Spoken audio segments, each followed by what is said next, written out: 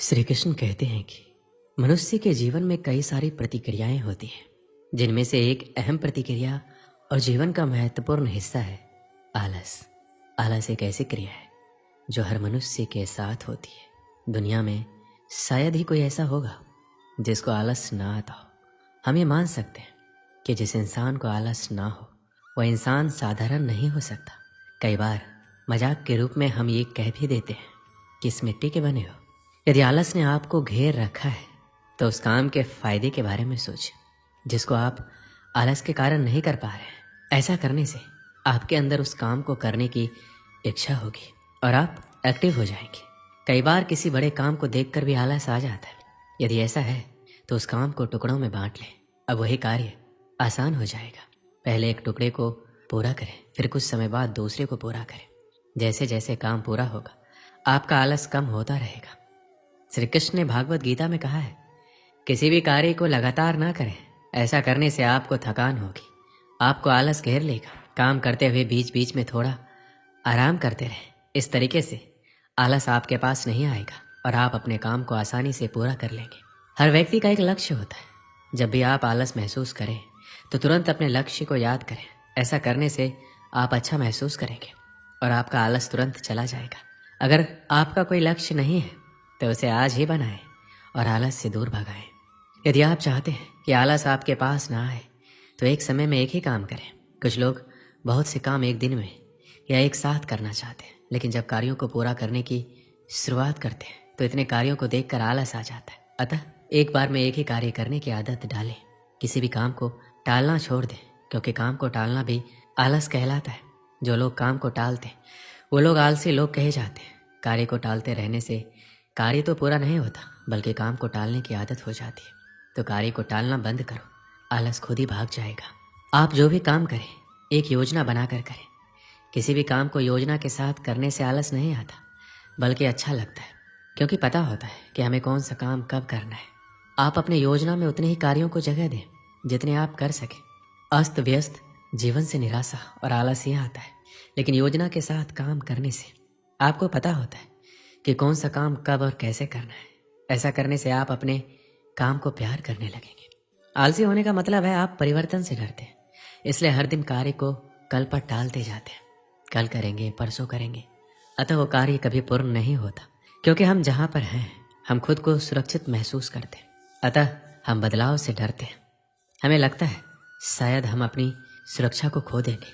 कर्म करने से इनकार करना कायरता की निशानी है। आलस्य और कायरता एक समान है। किसी भी इंसान को तब तक नहीं बदला जा सकता जब तक वो खुद बदलना ना चाहे। फिर भी आप उसको बदलना चाहते हैं तो उसे कोई बड़ी जिम्मेदारी दे सकते हैं या उसे अपने कर्तव्यों का एहसास दिलाकर शर्मिंदा कर सकते हैं। आलसी इंसान में आत्मविश्वास की कमी होती है।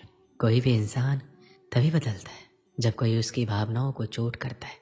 इसलिए आप उसकी भावनाओं पर चोट करें। आप उसकी किसी कमजोरी पर वार करके उसके दिल में चिंगारी लगा सकते हैं। जिस इंसान का कोई लक्ष्य नहीं होता वही इंसान आलसी होता है। इसलिए आप उसको कोई सपना दिखाकर उस लक्ष्य को प्राप्त करने के लिए उत्साहित करें। इसलिए सिर्फ मेहनत करना ही जरूरी नहीं है। हम मेहनत किस कार्य में कर रहे हैं, क्यों कर रहे हैं, उस कठिन मेहनत से हमें क्या परिणाम मिलेगा, ये जानना और समझना भी बहुत आवश्यक है। क्योंकि बिना किसी प्रारूप, रणनीति और परिणाम की सोच के बगैर किए गए कार्य हमें हमारे सपनों को पूरे नहीं होने देंगे। इसलिए कहते भी हैं, आज के समय में सिर्फ मेहनत और ईमानदारी से किए गए कार्य की सफलता आपको मिलेगी, बल्कि स्मार्ट लक्ष्य निर्धारित और योजना के साथ करके हम अपने सपनों को पूरा कर सकते हैं। क्योंकि बेशक मेहनत सफलता की गारंटी तो नहीं, पर उसको मिलने के अवसर को बढ़ा जरूर देती है। लेकिन अगर आपके सपनों में उनको पूरा करने की जोश और जुनून सवार है तो सच मानिए आपको आपके सपनों को पूरा करने से दुनिया की कोई ताकत नहीं रोक सकती, बशर्ते वह सपना आपकी मेहनत, लगन और प्लानिंग के साथ किया गया हो। क्योंकि मेरा मानना है सपने जिंदगी में चाहे जितने देखो, हकीकत में वही पूरे होते हैं जो सपने हमारे जिद्दी होते हैं। बचपन से ही हमारे माँ बाप हमें मेहनत के लिए कहते हैं, चाहे वो पढ़ाई हो या नौकरी, सब मेहनत की ही बात करते हैं। हमारे माता पिता मानते हैं कि आप जितनी मेहनत करोगे आपको उतनी ही सफलता मिलेगी। लेकिन दुनिया में अब तक कोई ऐसा शख्स नहीं हुआ जो सिर्फ मेहनत करके आगे बढ़ा हो। अगर मेहनत से सफलता मिलती तो आज मजदूरी करने वाले सबसे ज़्यादा सफल होते। ये बहुत ही अच्छा और उचित सवाल है कि मेहनत तो हम बहुत करते हैं, लेकिन हमें मन मुताबिक सफलता हासिल नहीं होता। क्योंकि अगर मेहनत की बात करें तो सिर्फ मेहनत करने से सफलता नहीं मिलती और ना ही सपने पूरे होते। अगर ऐसा संभव होता तो आज के समय में एक मजदूर सबसे ज़्यादा सफल और पैसे वाला इंसान होता, क्योंकि सबसे ज़्यादा मेहनत तो असल में वही करता है। वही दूसरी तरफ वो लोग होते हैं जिन्हें हम आलसी बोलते हैं, बल्कि ऐसा कतई नहीं है। वह किसी काम को करना नहीं चाहते, बल्कि वह हर काम को शॉर्टकट तरीके से करना पसंद करते हैं। आप जब उनको देखेंगे तो सोचेंगे कि ये खाली ही बैठा रहता है, लेकिन असल में हर काम वो जल्दी कर लेता है और फिर खाली होकर बैठ जाता है और खाली समय में नई नई जानकारी हासिल करता है। इंसान और मशीन में इतना ही फर्क है कि इंसान सोच सकता है और हर चीज़ का रास्ता निकाल सकता है। आपने एक कहावत सुनी होगी जिसमें दो लकड़हारे पेड़ काटते हैं, एक समय लगाकर कुल्हाड़ी को धार कर देता है और वही दूसरा पेड़ काटने पर ध्यान देता है, जिस कारण वह ज़्यादा मेहनत करने के बावजूद कम पेड़ काट पाता है और बिल्कुल आराम नहीं कर पाता। इंसान को हर काम सोच समझ कर करना चाहिए, क्योंकि मेहनत तो गधे भी करते हैं। तो आज ही से हर काम को नए तरीके से करने की कोशिश करो, क्योंकि सिर्फ मेहनत से सफलता नहीं मिलती। एक समय की बात है, एक गांव में एक छोटा सा गुरुकुल था।